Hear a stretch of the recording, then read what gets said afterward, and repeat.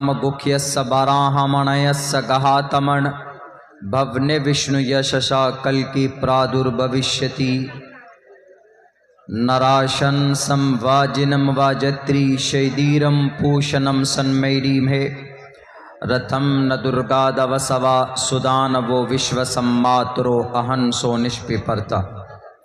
सदर मोहतरम स्टेज पर तशरीफ़ फरमा मुअज़्ज़ज़ उलमाए किराम और दूर दराज से तशरीफ़ लाए हुए इस तहफ़्फ़ुज़े नामूस रिसालत व कौमी यकजहती कॉन्फ्रेंस के बैनर तले जमा होने वाले दीनी ईमानी भाइयों और हमारे सनातन धर्मी भाइयों, पर्दे में बैठी हुई अपने घरों में बैठकर इस जलसे को सुनने वाले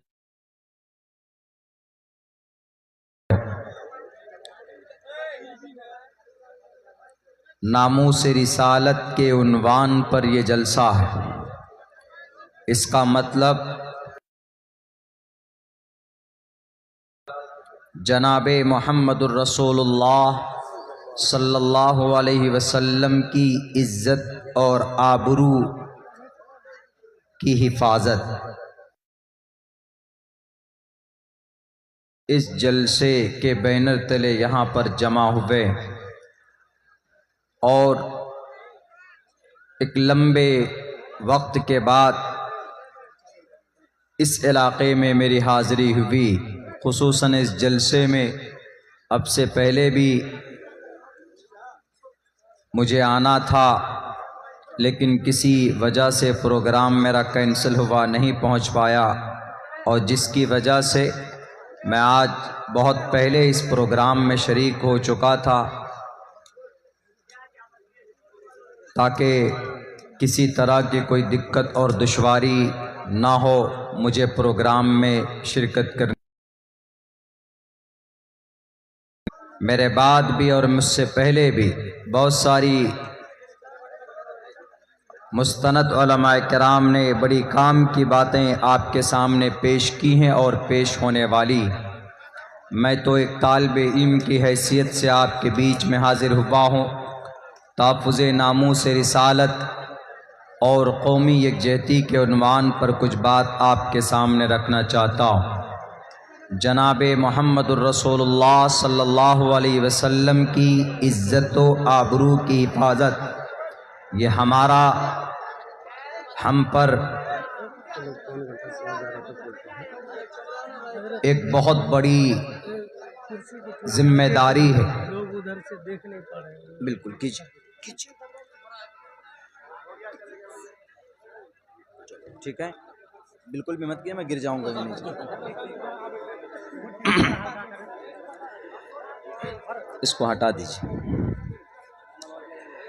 जनाबे मोहम्मदुर रसूलुल्लाह सल्लल्लाहु अलैहि वसल्लम की शरीयत पर, उनके तरीक़े पर जिस तरह ज़िंदगी गुजारना हमारे लिए ज़रूरी है, वैसे ही अगर कोई आदमी, कोई भी इंसान नबी पाक अलैहिस्सलातु वस्सलाम की जीवनी पर, उनकी सीरत पर, उनके किरदार कैरेक्टर पर अगर कोई तुहमत लगाता है या कोई गलत बात कहता है या कोई तौहीन आमेज़ कलिमात उनके शान में लिखता है, तो हमारी ये ज़िम्मेदारी बनती है कि हम उसको जो सही है वो उसके सामने पेश करें और उसको समझाएं। आज भी सिर्फ भारत में नहीं बल्कि पूरी दुनिया के अंदर कोशिश की जा रही है नबी पाक अलैहिस्सलातु वस्सलाम की जीवनी और उनके कुछ मसले को और कुछ जीवन के कुछ इस तरह का एक दो वाक़या लोगों के सामने पेश करते हैं और फिर वो भरम फैलाते और वो इल्ज़ाम भी लगाते हैं और फिर उस पर गलत टिप्पणी भी करते हैं कि आप अपने नबी को, मोहम्मद को अपना रहबर और रहनुमा मानते हो। तुम्हारे मोहम्मद ने अपनी ज़िंदगी के अंदर इस तरह की हरकत की और उनका ये अमल रहा है, इसलिए नॉट एक्सेप्टेबल, वो गुरु नहीं हो सकता, वो रहबर और रहनुमा नहीं हो सकता। मेरे भाइयों, हम मुसलमान हैं, अल्हम्दुलिल्लाह।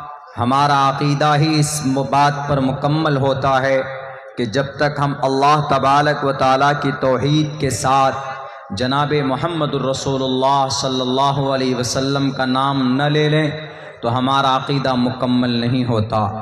ला इलाहा इल्लल्लाह मुहम्मदुर रसूलुल्लाह, और फिर जनाब मुहम्मदुर रसूलुल्लाह के ताल्लुक़ से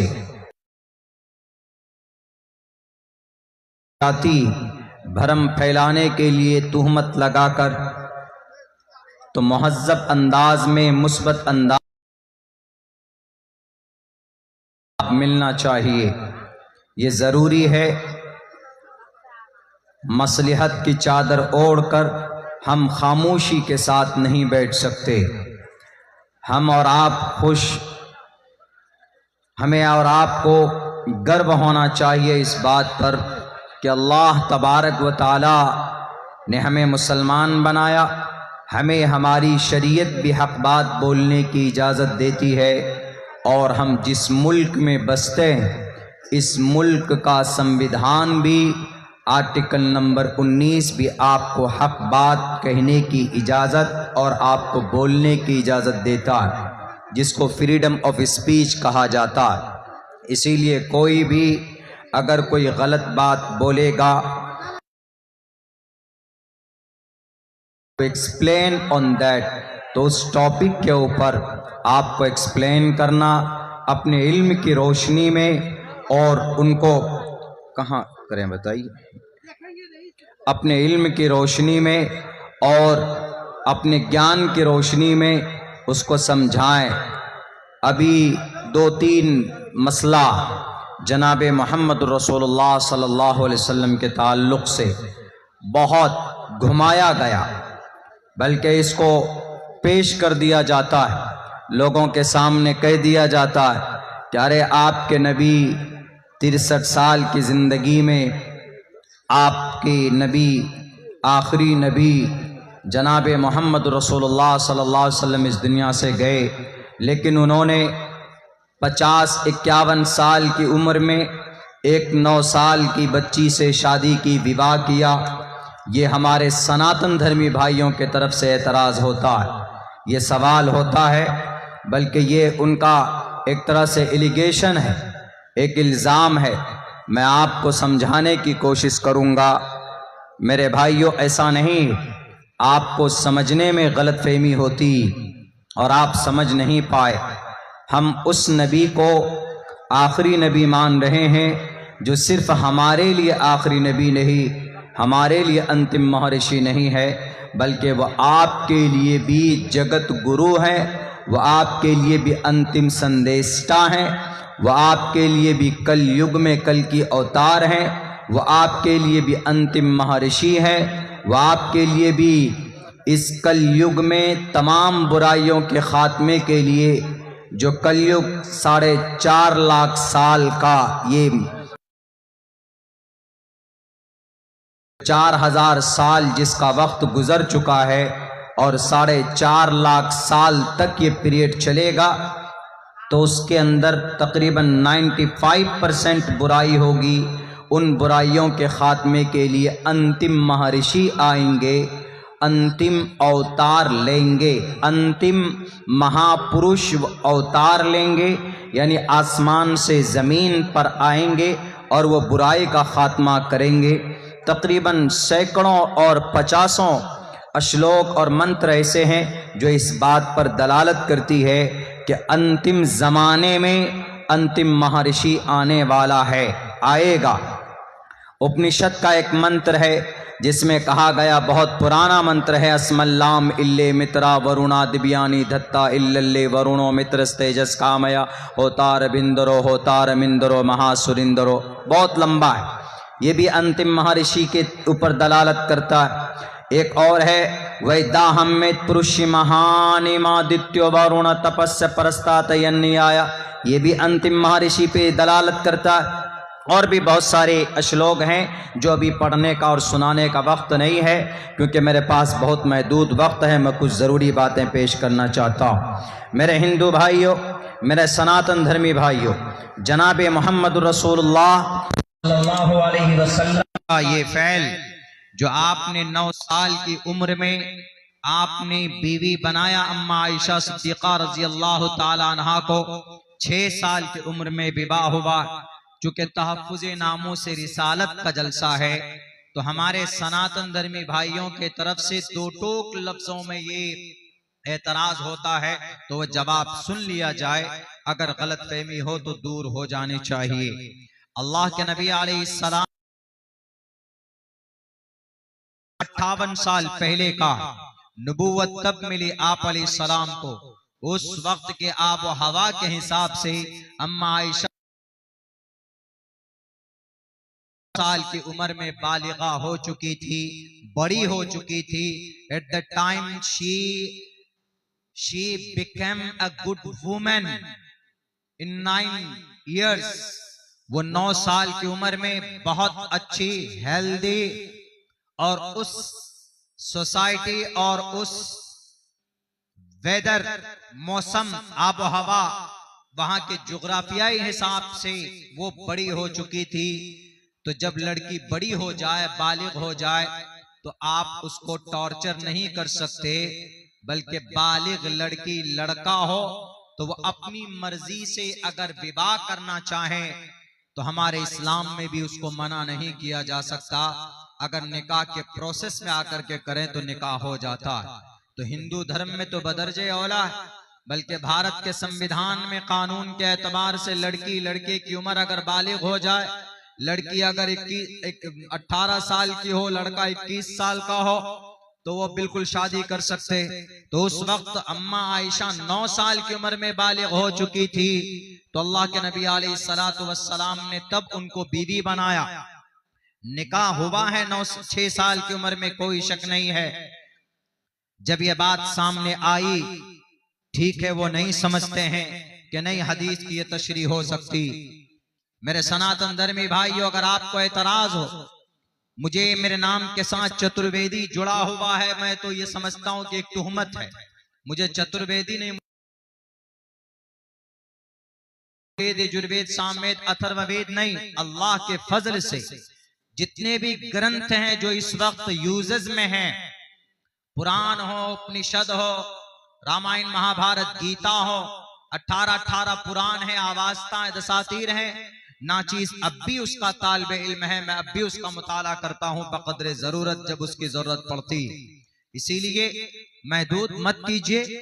खैर, तो महाभारत पढ़िए। महाभारत के अंदर भी ये बात बताई गई है।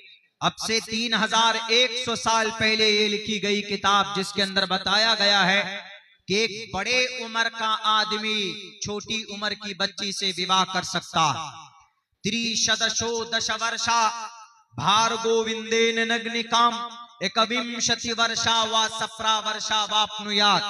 30 बरस का लड़का, 30 वर्षा 10 बरस की लड़की से भार्गोविंदे ने नग्न काम, उससे नग्नी कर सकता है, उससे लगन कर सकता है। हम लोग बोलते हैं ना कि लगन बहुत चल रहा है, ये लगन संस्कृत वर्ड है। ये लगन शादी को बोलते हैं, निकाह को बोलते हैं। 30 वर्षा भार्गोविंदे ने नग्न काम। अगर 30 बरस का कोई मर्द है, 10 बरस की लड़की से विवाह करना चाहता है तो कर सकता। नीचे लाइन में देखिए, 21 वर्षा 21 बरस का, विंशति 20 को बोलते हैं। कहिए कि गिनो, एक को क्या बोलते हैं संस्कृत में? एक को एक, दो को द्वे, तीन को त्रीणी, चार को चतवारी, पांच को पंचावती, 6 को षट, 7 को सप्त, 8 को अष्ट, 9 को नव, 10 को दशा, एकादशा 11, द्विदशा 12, त्रियोदशा 13, चतुर्दशा 14, 15, पंचादशा 15, षोडशा 16, सप्तादशा 17, अष्टोदशा 18, नवदशा 19। 20 के लिए विंशति, 20 एक 21, एकविंशति, 20 दो 22, द्वे विंशति, त्रियोविंशति, ऐसे ही गिनते चले जाइए 100 तक, लगाते चले जाइए। तो विंशति 20 को बोलते हैं, इसके साथ एक लगा दिया गया, एकविंशति। अब्दुल्ला अपनी घर की तरफ से ये तशरीह नहीं लाया है। नालंदा विशाल शब्द सागर जो सबसे बड़ी डिक्शनरी है संस्कृत इनटू हिंदी, डॉक्टर वैद प्रकाश उपाध्याय की, डॉक्टर M.A. श्रीवास्तव की, उस किताब के अंदर में देख लीजिए, आपको यही मतलब मिलेगा। जैसे 20 के लिए अंग्रेजी में 20 बोला जाता है, 20, ऐसे ही संस्कृत में 20 के लिए विंशति बोला जाता है। एकविंशति 21 बरस का मर्द सप्रावर्षावाप्नुयात् 7 बरस की लड़की से विवाह कर सकता है। किसमें लिखा? महाभारत। एतराज का कोई हक नहीं होता। मेरे हिंदू भाइयों, जनाबे मोहम्मद रसूलुल्लाह सल्लल्लाहु अलैहि वसल्लम रोल मॉडल है पूरी दुनिया के इंसानों के।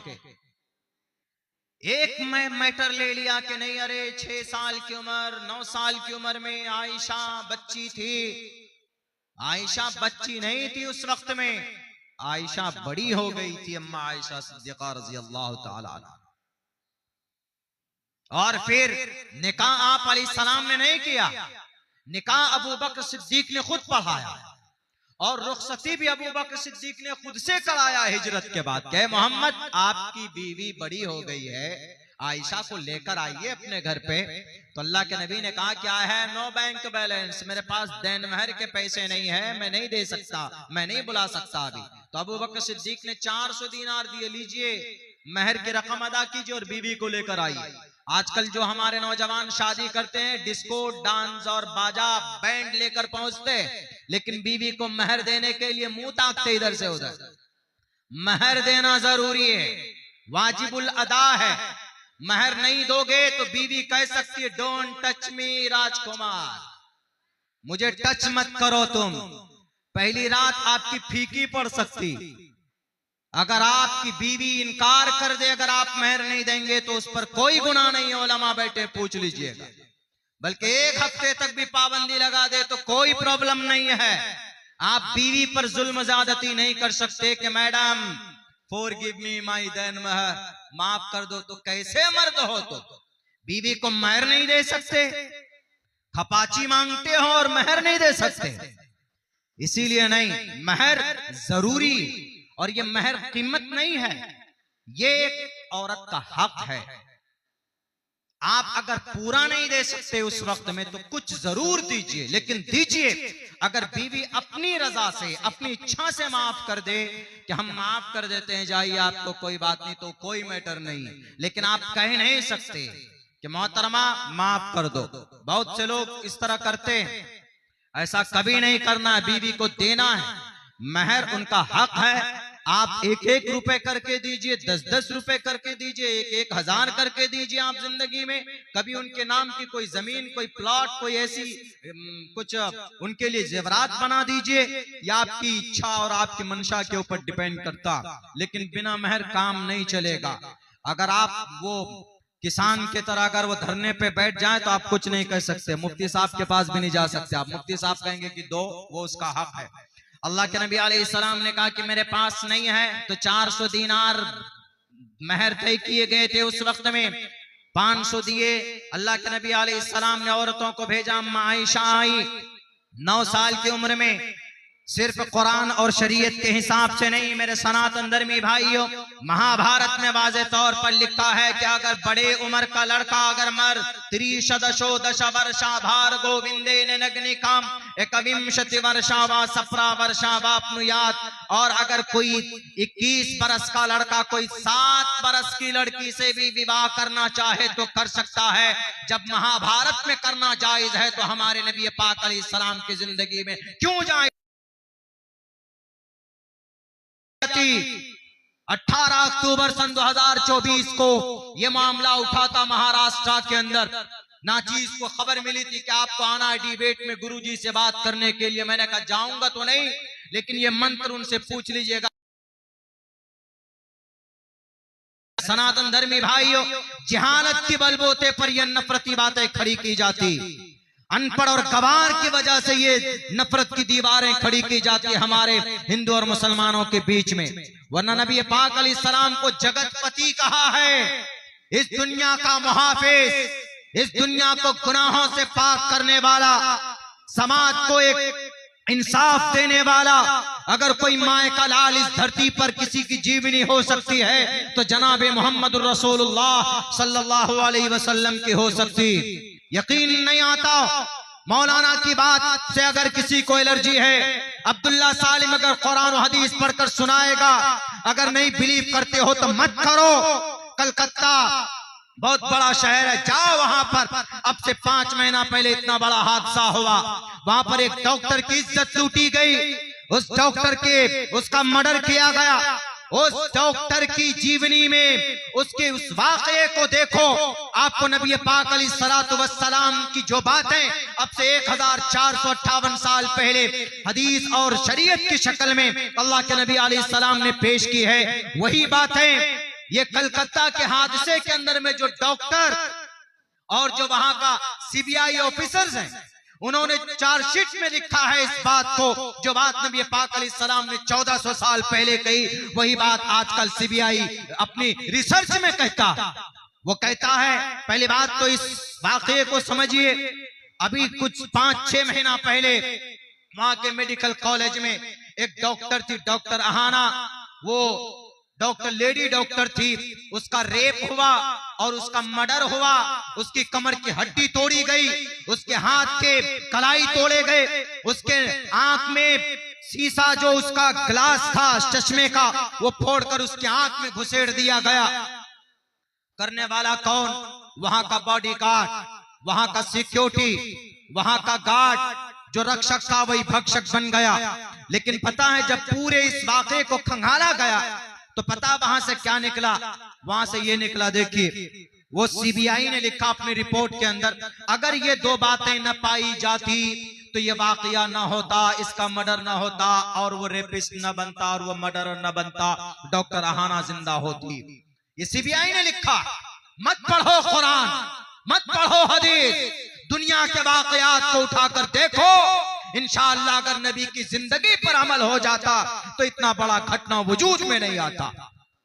सीबीआई ने लिखा कि उसने इस हरकत की, इस तरह की हरकत की, पहली बात उसने उस दिन ज्यादा शराब पी रखी थी। शराब उस आदमी ने 5 बोतल शराब पी रखी थी। उस जालिम ने डेली तो 1 बोतल पीता था, उस दिन उसने 5 बोतल शराब पी रखी थी। 5 बोतल शराब पीने की वजह से हद से ज्यादा हैवान बना, इंसानियत भूल गया। नॉर्मल हालत में कोई भी इंसान इस तरह की दरिंदगी नहीं कर सकता। पहली बार हालते जिंदा होने की हालत में उसका बलात्कार हुआ, लेकिन दूसरी मर्तबा में मर चुकी थी वो। मरने के बाद 4 मर्तबा रेप हुआ। ये कोई इंसान कर सकता, ये हैवान कर सकता, कोई इंसान नहीं कर सकता। तो सीबीआई ने लिखा है कि उसने ये हरकत क्यों की? क्योंकि उसने हद से ज्यादा शराब पी रखी थी। और शराब के ऊपर बताओ किसने पाबंदी लगाई है? कोई माए का लाल, कोई धर्म ग्रंथ जो कहे कि शराब के ऊपर पाबंदी? बाइबल में नहीं लिखा, अवस्था में नहीं लिखा, हिंदू भाई और ऋग्वेद में नहीं है, ये यजुर्वेद में नहीं है, सामवेद में नहीं है, कुरान में है। तकरीबन 7 आयतें ऐसी है कुरान करीम के अंदर जो शराब की हुर्मत पर दलालत करती। 70 हदीसें ऐसी है कुरान करीम अल्लाह के नबी की जिंदगी के अंदर जो शराब की हुर्मत के ऊपर, उसकी ममानियत के लिए अल्लाह के नबी अलैहिस्सलातु वस्सलाम ने लोगों के सामने पेश किया। और यूं कहा कि लोगों, वला तशरिबिल खमर फइन्नहा मिफ्ताहु कुल्ली शर्रिन। वो सीबीआई ऑफिसर कहता है अगर ये शराब न पीता तो ये डॉक्टर अहाना जिंदा होते। जो बात आज सीबीआई ऑफिसर कहता, वही बात 1458 साल पहले जनाब मोहम्मद रसूलुल्लाह सल्लल्लाहु अलैहि वसल्लम ने पेश की। अल्लाह के नबी ने कहा ना, वला तशरिबिल खमर फइन्नहा मिफ्ताहु कुल्ली शर्रिन। बुखारी में तो यूं तक कहा है कि ला यशरबुल खमर हीन यशरबु व हुवा मुमिनुन। अगर कोई बंदा कोई मोमिन शराब पीता है तो वो मोमिन नहीं रहता, ईमान का नूर उसके दिल से निकल जाता। देखिए दूसरी बात क्या कही उन्होंने, दूसरी बात उन्होंने ये कही कि वो डॉक्टर अहाना जिंदा अकेली थी उस रात में। डॉक्टर अहाना को अकेली नहीं होना चाहिए था वहां पर, उसके साथ उसका कोई दोस्त होता, उसके साथ उसका कोई नर्स दोस्त होती, उसके साथ उसका कोई फ्रेंड या कोई कंपाउंडर अगर उसके साथ होता तो उसकी जिंदगी इस तरह खतरनाक हालत में जाकर नहीं खत्म होती।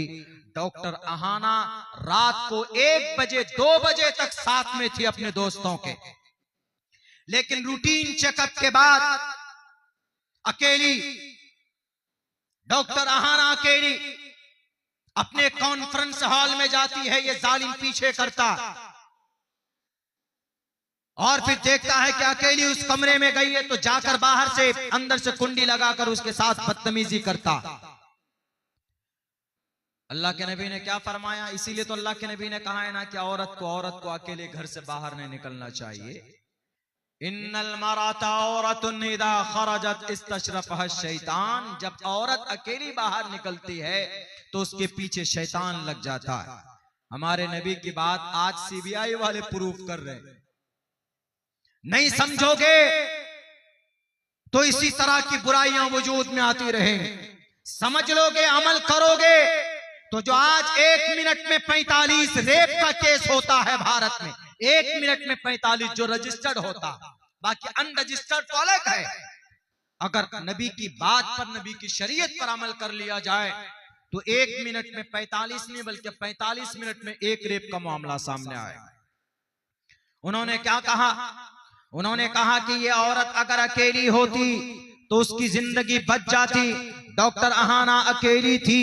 अल्लाह के नबी ने फरमाया इसीलिए कि लोगों, ए समाज की औरतों, ए लोगों अपने समाज की बहू बेटियों को औरत को बाहर मत करो।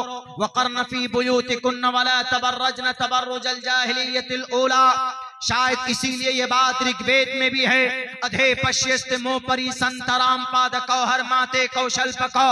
शायद इसीलिए प्रश्नोत्तरी में ये मंत्र है जिसके अंदर कहा गया, यत्र नार्यस्तु पूजन्ते रमन्ते तत्र देवता तत्र तास्तु न पूजन्ते न रमन्ते न तत्र देवता। कि समाज की बेटी को घर से बाहर नहीं निकलना चाहिए। समाज की बेटी को घर से बाहर निकले तो ठीक है, जरूरत के मुताबिक निकले, लेकिन साथ में अपनी इज्जत व आबरू को छुपा कर निकले, यानी सर से पैर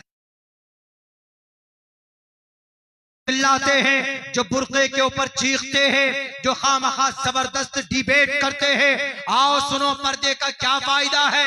अगर डॉक्टर अहाना के बाल खुले नहीं होते, डॉक्टर अहाना अगर अकेली ना होती तो आज डॉक्टर अहाना भी जिंदा होती, वो मर्डरर भी आज मुजरिम ना होता।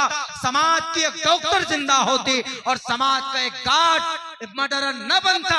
यह है हमारे नबी पाक अलैहिस्सलातु वस्सलाम की शरीयत पर अमल करने का फायदा। इसीलिए कहा गया है कि मोहम्मद रसूलुल्लाह ऐसे नहीं थे, जगतपति इस दुनिया की हिफाजत और रक्षा करने के लिए अगर इस कायनात के अंदर कोई रहबर और रहनुमा मौजूद है तो वह जनाब मोहम्मद रसूलुल्लाह सल्लल्लाहु अलैहि वसल्लम की जात अक़दस। उसकी एक मामले को लेकर, क्या रे 9 साल की उम्र में बीवी बना कर लेकर आए, क्यों इतनी शादियां कर ली, क्या जरूरत थी। अरे शादी, या माशर शबाब मन इस्तता मिनकुमुल बाअत फल्यतज़व्वज, शादी कर लो, तुम्हारे पास बीवी को रखने के लिए हो। मन इस्तता, हाँ खपाची लेकर नहीं। या माशर शबाब, अल्लाह के नबी फरमाते या माशर शबाब, शादी करो। इस शादी से क्या होगा, फ़इन्नहु अग़ज़्ज़ु लिलबसर, आंखों की हिफाजत, निगाह की हिफाजत, वासनु लिलफ़रज, शर्मगाह की हिफाजत। आप जिना नहीं करो। हाँ अगर कोई आदमी नहीं कर सकता, उसके पास पैसा नहीं है, घर नहीं है, बैंक बैलेंस नहीं है, या लेकिन शहवत तो है, उस पर कैसे कंट्रोल करेगा। शहवत बढ़ाने की ताकत तो है, टैबलेट तो है, लेकिन शहवत घटाने की कोई टैबलेट नहीं। किसी भी डॉक्टर से पूछ लीजिए पूर्णिया में जाके लाइन बाजार में कि शहवत, और खुले लफ्जों में बोलूं सेक्स, जिनसी ख्वाहिशात, कुव्वते शहवानी, ये जो शहवत है ये कुदरत के तरफ से है, हमारे और आपकी नहीं। किसी में कम, किसी में बेशी, किसी में ज्यादा। अगर किसी आदमी में कम है तो इसको बढ़ाने के लिए डॉक्टरों ने दवाइयां बनाई, टैबलेट वगैरह और भी बहुत पता नहीं क्या क्या। लेकिन अगर किसी के पास नहीं है या किसी के पास है, कुव्वत है बहुत, लेकिन घटाने के लिए कोई टॉनिक है, कोई टॉनिक नहीं। हमारे नबी ने घटाने की टॉनिक बताई। आज तक किसी डॉक्टर ने जिस दवाई की खोज नहीं की है, हमारे नबी ने 1450 साल पहले उस दवाई का नाम बताया। कि अगर चलो तुम्हारे पास कुव्वत है लेकिन तुम्हारे पास पैसा नहीं है, घर नहीं है, तुम गरीब हो, तुम कमजोर हो, बहुत सारी समस्याएं हो सकती, शादी नहीं कर सकते, जिना से भी बचना है लेकिन अंदर कुव्वत भी है, तो क्या करेंगे? हमारा आजकल का नौजवान तो प्रोस्टिट्यूट के पास जाता है, तवाइफों के पास चला जाता है, या समाज में किसी समाज की बेटी की इज्जत के साथ खिलवाड़ करता है। लेकिन अल्लाह के नबी ने कहा कि तुमको गुनाह से भी बचना है और इस ताकत को भी कंट्रोल में रखना है, तो क्या तरीका है? दुनिया वालों पूछो, दुनिया के डॉक्टर से, अमेरिकन डॉक्टर से, इजरायली डॉक्टर से पूछो, कोई नहीं बता पाएगा कि कम करने की कोई डॉक्टर या इंजेक्शन है या कोई दवाई है, कोई मेडिसिन है। हमारे नबी ने बताया, आओ हम बताते हैं, दवाई है। मन इस्ताता व मन लम यस्तती फअलैहि बिस्सौम। अगर तुम्हारे अंदर ताकत नहीं है कि तुम शादी नहीं कर सकते, तुम्हारे पास घर नहीं है, बीवी के लिए नान नफे का प्रोवाइड नहीं कर सकते, इंतजाम नहीं कर सकते, लेकिन इस कुव्वते शहवत को कम करने के लिए तुम्हारे लिए जरूरी है कि तुम रोजा रखो। रोजा रखने से आदमी का सेक्स और शहवत कम हो जाता है। अल्लाह के नबी अलैहि सलाम ने यहां तक बताया। और ये शादी जिना से बचने का वाहिद रास्ता, और ये सिर्फ मेरे सनातन धर्मी भाइयों, ये सिर्फ हदीस में नहीं है, मनुस्मृति में। मैंने जो 2 मंत्र लिखकर भेजे थे महाराज जी को, जिनको एतराज था कि आपके नबी ने इतनी शादियां क्यों की और मुसलमान शादी क्यों करते, बच्चा बालिग होता फट से शादी करा देते, क्या जरूरत है? बच्चे को बड़ा होने दो, बच्चा बालिग होगा, 25-30 साल अपने पैर में खड़ा होगा तब शादी करेगा। बच्चा नौकरी, हमारा जब जॉब होल्डर होगा, गवर्नमेंट टीचर बनेगा, तब जाकर वो शादी करेगा। इससे पहले क्या करेगा? वो नाजायज संबंध, लिव इन रिलेशन, 35 टुकड़े 60 टुकड़े जिस्म के होंगे, जैसे मुंबई के अंदर, दिल्ली के अंदर और बेंगलोर के अंदर हुआ। अभी फिर 15 दिन पहले एक लड़की का बेंगलोर के अंदर होटल के अंदर मारकर उसकी लाश के साथ 3 दिन तक बैठा रहा होटल के रूम में। था कोई हस्बैंड वाइफ नहीं थे वो, इसीलिए शादी से पहले कोई भी रिश्ता ये समाज को ये समाज को तरक्की नहीं, वे समाज के अंदर बेहयाई और उरियानियत पैदा करती। इसीलिए नबी ने फरमाया, या माशर शबाब, गर्लफ्रेंड नहीं चलेगा, बीवी चलेगी, बीवी। या माशर शबाब मन इस्तता मिनकुमुल बाअ फल्यतज़व्वज फइन्नहु अग़ज़्ज़ु लिलबसरि व अहसनु लिलफ़रज व मन लम यस्तति फ़अलैहि बिस्सौम फइन्नहु लहु विजाउन। निकाह सबसे आसान तरीका है जिना से रोकने का। दुनिया वालों सुनो, तुम्हें सुनना पड़ेगा, और अगर बुराई का खात्मा करना चाहते हो तो इस पर अमल करो। 1 साल के अंदर इंशाअल्लाह भारत की धरती पर अगर जिना का बाजार खत्म ना हो जाए, जिना का नशा ना उतर जाए, तो अब्दुल्ला सालिम अगर मर जाए तो कब्र से उठाकर लाकर सवाल कीजिएगा कि अब्दुल्ला तुमने झूठ बोला था। लेकिन हमें चढ़ते हुए सूरज की तरह यकीन, हमारी जात पे हैसियत हो सकती, सूरज पे नूर हो सकता, लेकिन नबी की बात कभी झूठी नहीं, कभी भी झूठा नहीं हो सकता है। रब्बे जुल जलाल का मंशा कभी भी गलत नहीं हो सकता। मेरे भाइयों, यही बात मनुस्मृति में कही गई, यथा वायुं समाश्रिते सर्व जीवन्ते जन्तवः तथा ग्रस्तामा वर्तते इतारा शरामा। क्या कहा? यथा वायुं, वायु से बना, यथा वायु में नौजवानों, ए यंग ब्लड, वो आजकल के नौजवान नया ताजा और खून, यथा वायुम समाश्रिते सर्व जीवन तेजंतवा, जैसे इंसान की जिंदगी के लिए सांस जरूरी है, मिसाल देखिए, जैसे इंसान की जिंदगी के लिए सांस जरूरी है, ऐसे ही इंसान की पवित्र जिंदगी के लिए शादी जरूरी है। मैं नहीं कह रहा, मनुस्मृति के अंदर महाजल पलमाल वाले मनु जी कह रहे हैं। इसलिए आजकल जितने भी नेता लोग हैं बिना शादी के सबके शादी कराओ पकड़ पकड़ कर। जितने भी नेता आदमी मनुस्मृति के थे, चीखते रहे हम मनुस्मृति पढ़ते, हम मनुस्मृति लागू करना चाहते। अमल करो, ईश्वर खुश होगा, चाहे वो कोई भी हो। हमारे प्राइम मिनिस्टर साहब हो तो उनको कहिए कि बीबी को 40 साल से घर में क्यों बिठा के रखा, अपने साथ रखिए। उत्तर प्रदेश के लाल बजकर साहब से भी कहिए बहुत हो गया, अब नहीं चलेगा, अब ब्रह्मचारी नहीं चलेगा, अब एक पत्नी लाइए। जितने भी लोग हैं सबको, मैं नहीं कह रहा, मनुस्मृति कह रही है बात। मनुस्मृति में यथा वायुम समाश्रिते सर्व जीवन्ते जंतमा तथा ग्रस्तामा। गृहस्थ किसको बोलते हैं? जो बीज डालकर फल, ये बीज खेत में डालता है और उससे फसल पैदा होती, यानी गृहस्थामा नस्ल, इससे मुराद नस्ल को पैदा करने के लिए, आगे बढ़ाने के लिए शादी जरूरी है। कितनी अच्छी बात कही मनुस्मृति ने। सेम मैच करता है कि नहीं करता है नबी पाक अलैहिस्सलातु वस्सलाम की सुन्नत से और आपके फरमान से? कौन कहता है कि नबी पाक अलैहिस्सलातु वस्सलाम ने जुल्म ज़्यादती की? अम्मा आयशा पर नहीं जाना। अम्मा आयशा वही हैं, हजरत अबू हुरैरा के बाद सबसे ज्यादा मरवियात अम्मा आयशा सिद्दीक़ा रज़ी अल्लाह ताला अन्हा की, तकरीबन 2210 हदीस मुस्लिम में। वो अम्मा आयशा जिनकी बरकत से इस उम्मत को तयम्मुम का मसला मिला, वो अम्मा आयशा नबी पाक अलैहिस्सलाम के चले जाने के बाद बड़ा से बड़ा कोई भी मसला आया तो अम्मा आयशा के पास सहाबा किराम पहुंचते थे और उस मसले का समाधान कर वहां से होता था। वो अम्मा आयशा, अल्लाह के नबी कभी भी उनके ऊपर जुल्म नहीं कर सकते। अल्लाह के नबी अलैहिस्सलातु वस्सलाम ने पूरी दुनिया को एक रास्ता बताया, पूरी दुनिया को एक मेथड बताया। एक मसला ले लेते हैं उठाकर और कहते हैं कि नहीं आपके नबी फॉलोएबल नहीं है। मैं आज जरूरत है आपको आपके नबी पाक अलैहिस्सलाम की सीरत के मुताबिक जिंदगी गुजारने की।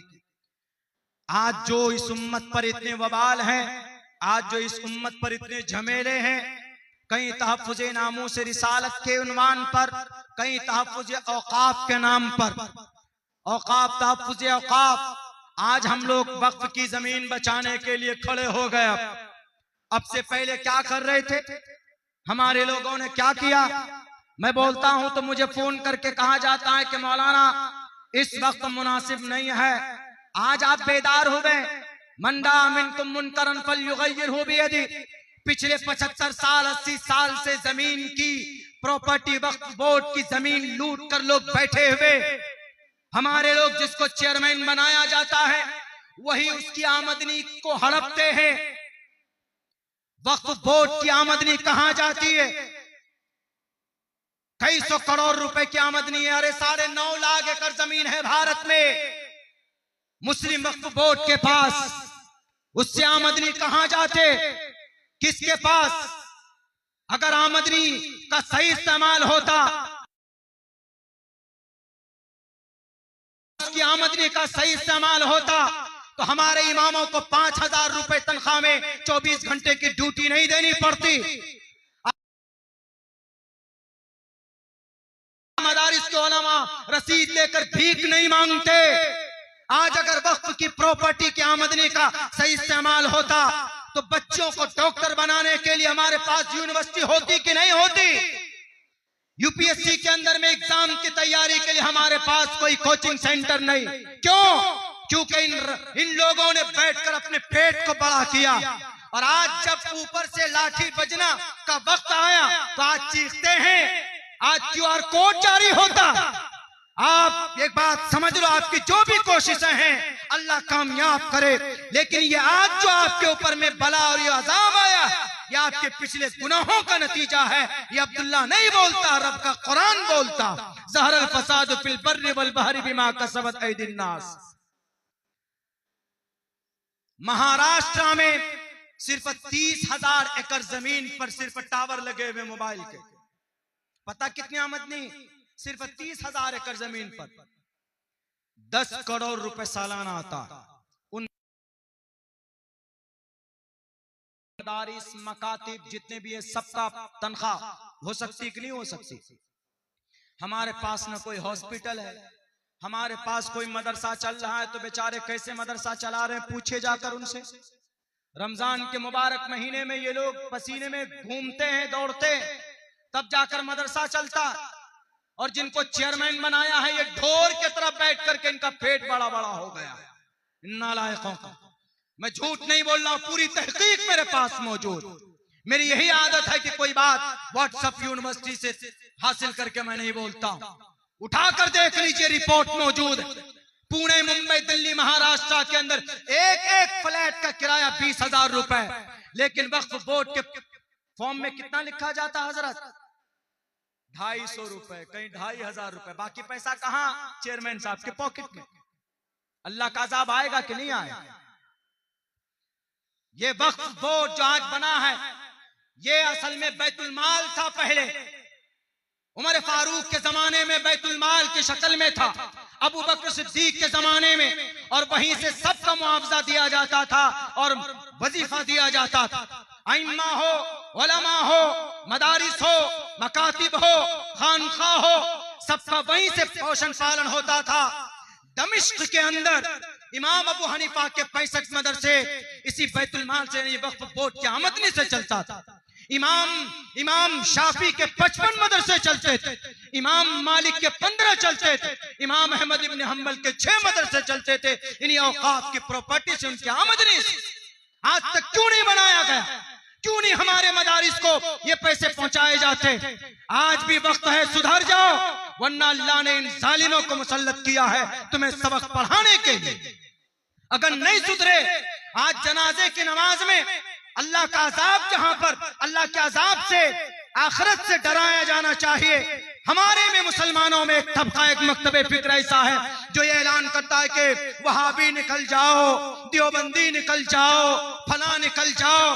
तुम्हारी मस्जिदों में खोद रहे हैं मंदिर निकाल कर, तुम्हारी मस्जिदें मिस्मार कर रहे हैं, और आज तुम वहाबी ढूंढ रहे हो। उनकी बंदूक से निकलने वाली गोली, दुश्मन जब इस देश के ऊपर हमला करेगा तो कोई नहीं पूछेगा कि तुम किस मकतबे फिक्र से ताल्लुक रखते हो। इसीलिए इस देश को मजबूत करना है, अपना हक लेना है तो मजबूत बनना पड़ेगा, मुत्तहिद होना पड़ेगा, और जो गलती कमी कोताही है उसका इस्लाह भी करना जरूरी। आज इस उम्मत के अंदर अमली एतबार से बिल्कुल जान रही नहीं रही। मेरे भाइयों, एक बहुत इंपॉर्टेंट और जरूरी बात करके मैं अपनी जगह लेता हूं। मेरी आवाज भी बैठ गई है, माइक तो इनका अच्छा है लेकिन शायद आवाज खुल नहीं पा रही है। वो ये कि यकीनन आज जितने भी समस्या हमारे ऊपर आए, चाहे वो शरीयत के ताल्लुक से हो, चाहे वो समाजी एतबार से हो, चाहे वो सियासी एतबार से हो, इन सब का जिम्मेदार भी हम खुद हैं। एक आपको एक ऐसा वाकया सुना रहा हूं जो शायद आप लोगों ने नहीं सुना है। वो ये है कि अभी सबसे मुबारक और मोहतरम जगह कौन सी मानी जाती है? हमारे पूरी दुनिया के अंदर में सबसे मुबारक और मोहतरम जगह मक्कतुल मुकर्रमा, शहर है ना काबतुल्लाह। दो बात पेश करूंगा, वहीं से उसी काबे के ताल्लुक से संभल को लाके जोड़ूंगा। संभल में जो झगड़ा चल रहा, क्रिमिनल को पकड़ने के लिए 25-30 पुलिस वाले नहीं जाते, मीटर चेक करने के लिए 25-30 पुलिस वाले जा रहे। वाह रे वाह, लाल बुजक्कर साहब। खैर चलिए, अल्लाह उन सबको हिदायत दे, इस देश में अमन और सुकून का माहौल बरकरार रहे। पता क्या हुआ? इस उम्मत का गुनाह बनी इसराइल से भी कहीं ज्यादा आगे बढ़ चुका है। वो बनी इसराइल जिसको अल्लाह तबारक व तआला ने उनकी शक्लें मस्ख कर दी थी, बदल दी थी, उनके गुनाहों, उनके करतूत की वजह से, और जनाब मोहम्मद रसूलुल्लाह सल्लल्लाहु अलैहि वसल्लम की बरकत की वजह से, उनकी दुआ की वजह से ये उम्मत बैक वक्त हलाक नहीं हो सकती, लेकिन एक दो फर्दन तो हलाक होगी। ये तो हदीस मौजूद है। वो ऐसा है कि काबतुल्लाह सबसे मुबारक जगह है, जिसको संस्कृत में कहा गया संभल ग्राम, अमन की जगह। इसी संभल ग्राम को मुरादाबाद वाला संभल समझ लिए, क्योंकि हमारे हिंदू भाई का अकीदा है कि कलयुग में अंतिम अवतार आएगा और वो जहां आएंगे वो जगह संभल है। तो ये मुरादाबाद वाला संभल समझ रहे हैं कि मुरादाबाद वाले संभल, हालांकि फर्क है, सीन और शीन में फर्क है, सा और शै में फर्क है। वो मंत्र में जो संभल है वो शाह से शंभल, शंभल गराम गुख्य सबराह, और ये जो मुरादाबाद वाला संभल है ये संभल है सीन से। अरे बोलते हैं ना छोटी शीन बड़ी शीन बोलते हैं, वैसे ही है। जमीन और आसमान का फर्क है दोनों में, प्रोनंसिएशन के एतबार से, अदायगी के एतबार से। तो हमारे हिंदू भाई वहां के संभल के वकील साहब को मिसअंडरस्टैंडिंग हो गई कि अरे अंतिम महर्षि तो संभल में आएंगे, वहां तो कोई मंदिर है नहीं, इसीलिए इसी मस्जिद को चलो इसके ऊपर में कुछ लगाओ, अब इस मस्जिद को तोड़ ताड़ करके मंदिर बनाओ ताकि कलयुग में आने वाला कल की यहाँ उतार लेंगे। हालांकि ये मंत्र में जो लिखा है शंभल कराम गुख्य सवराहमणय सगहा तमन भवने विष्णु यश कल की प्रादुर्भविष्यति सुमत्यानि था वैष्णवमम, इस मंत्र में जो कहा गया है इससे डॉक्टर M.A. श्रीवास्तव ने लिखा है कि ये शंभल ग्राम का मतलब अमन की जगह, और अमन की जगह मक्का को कहा गया है, पूरी दुनिया में किसी और शहर को नहीं कहा है कुरान में। बिहाजल बलदिल अमीन, अमन वाली जगह।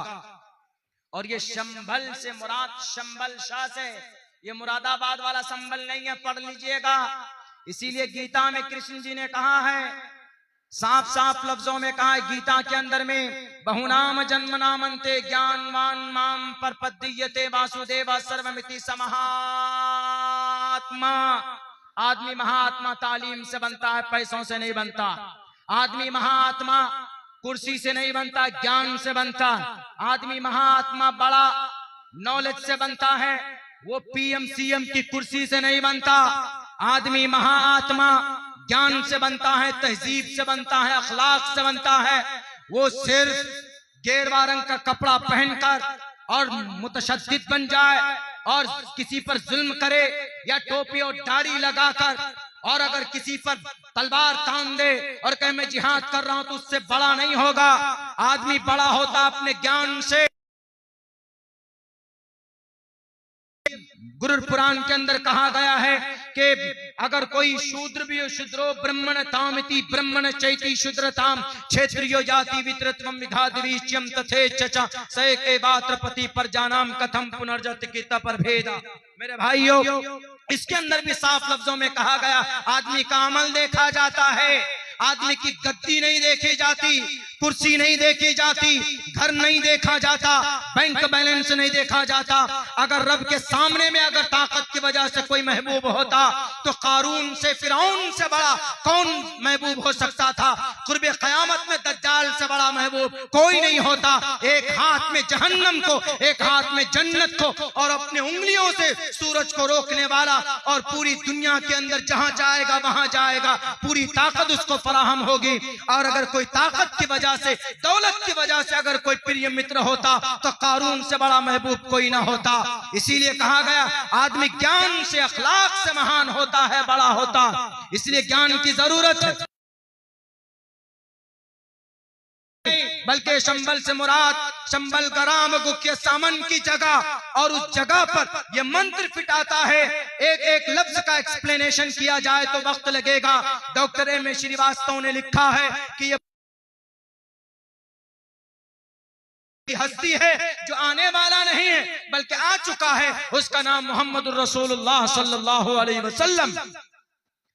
लेकिन उसी काबतुल्लाह पर पता क्या हुआ? अभी कुछ दिनों पहले 19 नवंबर को उस काबतुल्लाह का 3D बनाकर उसके ऊपर में गाने का एक अवार्ड, गाने का एक फेस्टिवल सजाया गया। पूरी दुनिया से 250 सिंगर, लेडी सिंगर गाने वाली औरतें आई और उनको रियाज के अंदर ये फंक्शन हुआ था। वहां की कैपिटल सऊदी अरब। सऊदी अरब इसलिए मुबारक मोहतरम है कि वहां काबतुल्लाह है, वहां मस्जिद नबवी, दोनों मुबारक मस्जिद वहीं पर है, और अल्लाह के नबी वहां पर बरपा हुए, कुरान वहां उतरा है। इस वजह से मोहतरम है, दुनिया की तमाम जगहों में सबसे ज्यादा मुबारक और मोहतरम जगह वहीं पर है। लेकिन वहां के सरदार ने क्या कहा, वह जब पूछा गया कि आप 250 औरत को गाना क्यों गवाए लाकर, गवाए भी तो चलिए ठीक है, लेकिन काबतुल्लाह की 3D बनाकर ऊपर खड़ा करके माइक देकर गाना गवाए। आपको अगर इतना ही तिजारत में अपने आप को प्रूव करना था तो आप कोई मुसाबका करा लेते। 8-8 करोड़ रुपए एक इज्जतदार तवाइफ जो मानी जाती है लेडी सिंगर जो गाना गाती उसको दिया गया। क्या वहां के मोहम्मद बिन सलमान अलैहिस्सलाम ने फरमाया कि कुर्बे क़यामत में मेरी कौम की चेहरे मस्त कर दिए जाएंगे। किसी ने पूछा कि क्यों, कि रात को शराब पिएंगे और ये गाने वाली औरतों के शौकीन होंगे। जब मोहम्मद बिन सलमान से कहा गया कि जरा आपने बताइए कि शरीयत के खिलाफ जाकर आपने प्रोग्राम क्यों, तिजारत, हम सिर्फ तेल पर निर्भर नहीं होना चाहते, तेल जो हमको जमीन से मिल रहा है हम और ज्यादा तिजारत को फैलाना चाहते हैं और सन 2050 तक तो तेल खत्म हो जाएगा। जालिम आदमी, बेवकूफ आदमी, कोई चीज अगर गद्दी मिल जाए तो उसकी कद्र कीमत नहीं होती। बिना मेहनत के गद्दी मिल गई है, इसलिए शरीयत की बेहुरमती कर रहे हो। उस तुमको आज से तेल देकर मालदार किया है, वही अल्लाह कुर्बे क़यामत तक तुम्हें तेल दे सकता। तेल की वजह से तुम मालदार हो गए ना। सन 2050 तक ये यहूदी ने कहा कि तेल का कुआं सूख जाएगा, इसलिए आप तिजारत में हाथ पैर फैलाइए। तो तुम नस्से क़ती के खिलाफ जाओगे, कुरान के खिलाफ जाओगे, हदीस के खिलाफ जाओगे। मेरे भाई आप बताइए कौन सी ऐसी मुबारक जगह है जिसकी बेहुरमती बाकी रह गई। काबतुल्लाह की 3D बनाकर, 3D का मतलब उसका पिक्चर बनाया गया, वीडियो बनाया गया। उस वीडियो के अंदर काबतुल्लाह को नीचे दिखाया है, उस लेडी औरत को उस काबतुल्लाह के ऊपर गाना गाते हुए दिखाया गया है। यानी उसका जो शीशे की वो एक बनाकर उसको लोगों के सामने में पेश किया गया। और जब पूछा गया उनसे तो कहा कि नहीं वो तो एक शीशा है, सिर्फ शीशा, उसका एक अक्स है, पना दिमाग का ये वो। अरे हम लोग जहाँ नमाज में अगर कहीं तस्वीर होती है ना, जहाँ उसमें मस्जिद नबवी की या हरम शरीफ की, मक्कतुल मुकर्रमा की, तो हम लोग वहां पैर नहीं रखते एहतरामन। मस्जिद की छत पर पैर नहीं रख सकते हो, पैर नापाक, और गाने वाली की पैर तो बिल्कुल नापाक। जब पैर नापाक हो तो छत पर जाना जायज नहीं। और अगर पैर पाक भी है चप्पल पहनकर, अगर पैर पाक भी है तो चप्पल पहनकर जाना भी खिलाफ अदब समझा जाता है। जब इस तरह के बड़े बड़े गुनाह होंगे तो अल्लाह का अजाब आएगा कि नहीं आएगा मेरे भाई। इसीलिए इस उम्मत को इस्लाह की जरूरत है। मेरा वक्त पूरा हो चुका है मेरे भाइयों।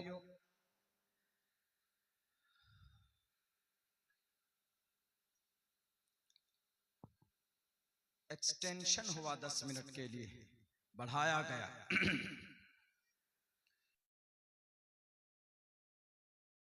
सल्लल्लाहु अलैहि वसल्लम की सुन्नत की खुली खिलाफ वर्जी और शरीयत की नाफरमानी हो रही। इसीलिए जरूरत है अब इस उम्मत के तमाम अफराद के लिए, सबके लिए, हमारे जिन जिन पर हमने भरोसा किया, हमारे जो कायद हैं,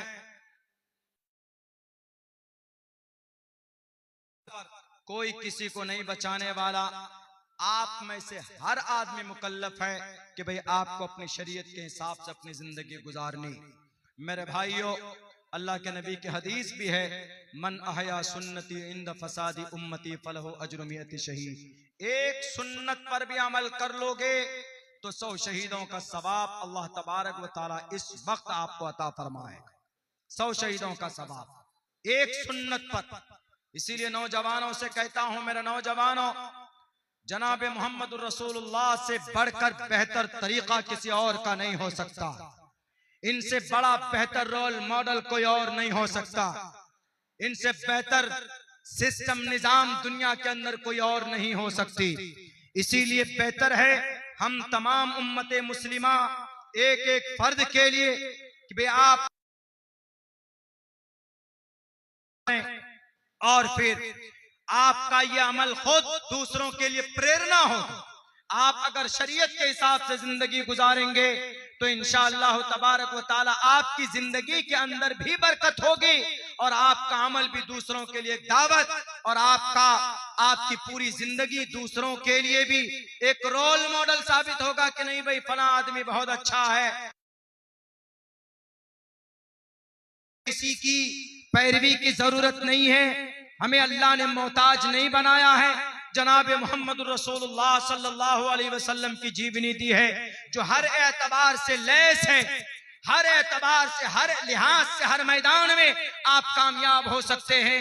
जनाब मोहम्मद रसूलुल्लाह ने सिर्फ इबादत के लिए आपके लिए शरीयत के अंदर में आप अलैहिस्सलाम ने अपने अफाल को नहीं दर्ज कराया, बल्कि उनके अफाल जो अक़वाल पेश किए गए वो हर एतबार से एक मुसलमान जो कामयाब होना चाहता है, एक इंसान जो कामयाब होना चाहता है, वो इसके लिए जरूरी है कि वो एक सच्चा मुसलमान मुखलिस बनकर सच्चा मुसलमान बनने की नीयत से अमल करेगा तो इंशाअल्लाह तबारक व तआला उनकी जिंदगी के अंदर जरूर तब्दीली आए। अल्लाह तबारक व तआला का कुरान भी कहता है, इन कुंतुम तुहिब्बूनल्लाह फत्तबिऊनी युहिब्बुकुमुल्लाह। अगर अल्लाह का महबूब बनना चाहते हो तो जनाब मोहम्मद रसूलुल्लाह सल्लल्लाहु अलैहि वसल्लम की पैरवी करो। आज हम लोग लड़ जाते, तबलीग करने वाले भी लड़ रहे हैं, हम और आप भी लड़ रहे हैं, हर जगह पर लड़ रहे हैं। मेरे भाइयों, तबलीग इस्लाम का एक हिस्सा है। अल्लाह के नबी और सहाबा इकराम की जिंदगी के अंदर में ये चीज रही है, लेकिन इसको आज बनाया जा रहा। जंग का अखाड़ा बांग्लादेश के अंदर हुआ, 4 लोग मारे गए। क्यों? तुम फला जमात, तुम अमारत वाले हो और तुम शूरा वाले हो। ये सिर्फ तबलीगी जमात में नहीं, यही एक मुकद्दस जमात संस्था बची हुई थी जिसके अंदर इंतशार नहीं था, वरना सारे मकतबे फिक्र के अंदर इंतशार है, बचा हुआ था। लेकिन इसको भी किसकी नजर लगी कि इसमें भी 2 फाड़ हो गए। अभी 4 नहीं 5 लोग बांग्लादेश के अंदर मर गए आपस में लड़कर कि नहीं तुम ठीक नहीं हो, हम ठीक हैं, तुम सही नहीं कर रहे हो, हम सही कर रहे हैं। अरे मेरे भाइयों, बज़ाहिर जो तबलीग का काम है, नबी पाक अलैहिस्सलातु वस्सलाम ने अपना खून बहाकर दूसरों को पेश किया था कलिमे की दावत। असल जो माना तबलीग का है वो यही है, कलिमे की दावत गैर को देना। आज जो हम काम कर रहे हैं, जो करना भी चाहिए, हर किसी को लगना चाहिए, लगे रहना चाहिए। अल्लाह के नबी की हदीस भी है कि तुम अगर कोई भी काम करते हो तो दवाम के साथ करो, इसलिए कि अल्लाह तबारक व तआला को दवाम के साथ कोई भी किया जाने वाला अमल पसंद होता है। आज अगर हमारे नौजवान साथी तबलीग में जाते 3 दिन 4 महीना या चिल्ला लगाते हैं, अपने आप को मुबल्लिग नहीं समझना है, पूरी जिंदगी लगे रहने की दुआ करो और जो कुरान और सुन्नत से और जो हमारे अकाबिरीन से जो तरीका है उस तरीके के मुताबिक करते रहो। अपने आप को तुर्रम खां समझोगे तो फिर हलाक हो जाओगे, बर्बाद हो जाओगे। असल तो इसका मतलब इस्लाही जमात है, इसका नाम इस्लाही जमात असल नाम में 1927 के अंदर में इसका नाम दिया गया था, बाद में इसको इस माने के अंदर में तब्दील कर लिया गया। वजाहत का वक्त नहीं, सिर्फ इतना कहूंगा कि अल्लाह के नबी अलैहिस्सलाम ने उनका खून बहाया गया, तब भी आप अलैहिस्सलाम ने लोगों के सामने में कलिमे की दावत दी, रब्बे जुल जलाल की वहदानियत की दावत पेश की। मेरे हिंदू भाइयों, वही वहदानियत जिसके बारे में नबी ने कहा या अय्युहन्नास क़ूलू ला इलाहा इल्लल्लाह तुफ्लिहू। इसी को संस्कृत में कहा जाता है एकम ब्रह्म द्वितीयो नास्ते नेहना नास्ते किंचन एकम एवं अद्वितीयम। इसी को हमारे सिख भाइयों की मूल मंत्र में कहा गया, एक ओंकारा सतनाम करता भिरुद नरवू नरवीर अकाल मूरत अजवनी से घुंगुर प्रसादी।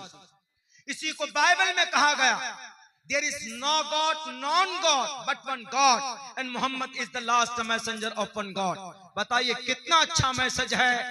हमारा कलिमा दुनिया के अक्सर ग्रंथों के अंदर मौजूद, हमारे नबी की सूरत दुनिया की अक्सर बड़ी किताबों के अंदर मौजूद, लेकिन हम ही लोग अमल नहीं कर रहे हैं और कहते हैं कि नहीं मौलाना अभी ये सरकार ये कानून बना रही है, नमाज पढ़ने पर कोई कानून नहीं बना है, रोजा रखने पर कोई कानून नहीं बना है, हुकूकुल इबाद अदा करने पर कोई कानून नहीं बना है, किसी की जमीन हड़प लो क्या कोई कानून बना है, सर पर टोपी दाढ़ी ना रखो, टोपी ना रखो क्या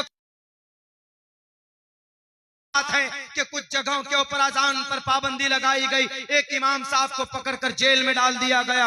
वो वक्ती तौर पर है, लेकिन आप अपनी शरीयत पर डटे रहो, जमे रहो। नबी की सुन्नत को बाइसे निजात समझकर उस पर अमल करते रहो। इंशाअल्लाह तबारक व तआला एक न एक दिन जितने भी जालिम लोग हैं, या तो अल्लाह इन्हें हिदायत जरूर देगा, या फिर आप दुआ करो आपकी दुआओं की वजह से इनकी जिंदगी के अंदर तब्दीली आ जाए, तो वो भी आपके लिए निजात का जरिया बनेंगे। किसी से डरने की जरूरत नहीं, अल्लाह से बड़ा ताकतवर कोई नहीं। ये वक्ती तौर पर है, गद्दी पर आज बैठे हैं, कल रहेंगे, 15 साल 20 साल 25 साल 30 साल तक रहेंगे, फिर कोई ना कोई आएगा।